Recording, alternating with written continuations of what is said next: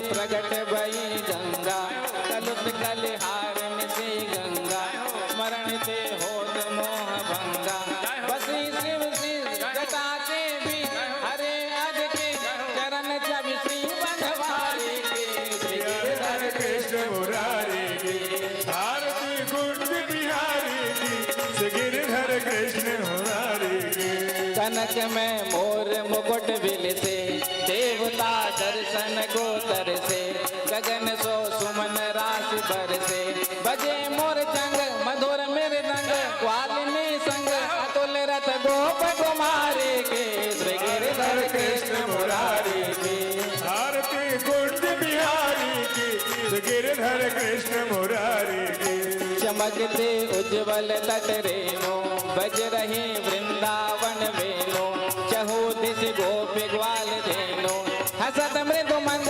चांदनी चंद कटत भव फंद पेर सुन दीन बिकारे के गिरधर कृष्ण मुरारी की भारती कुंज बिहारी की श्री गिरधर कृष्ण मुरारी की आरती कुंज बिहारी के श्री गिरधर कृष्ण मुरारी के भारती कुंज बिहारी की श्री गिरधर कृष्ण मुरारी की कर्पूर गौरम करुणावतारम संसार सारम केंद्रहारम सदा वसंतम हृदयारविंदे भवम भवानी सहितं नमामि त्वमेव माता पिता त्वमेव त्वमेव बन्धु सखा त्वमेव त्वमेव विद्या द्रविणं त्वमेव त्वमेव सर्वं मम देव देव हरे राम राम राम हरे हरे हरे कृष्ण कृष्ण कृष्ण हरे हरे हरे राम राम राम हरे हरे हरे कृष्ण कृष्ण कृष्ण हरे हरे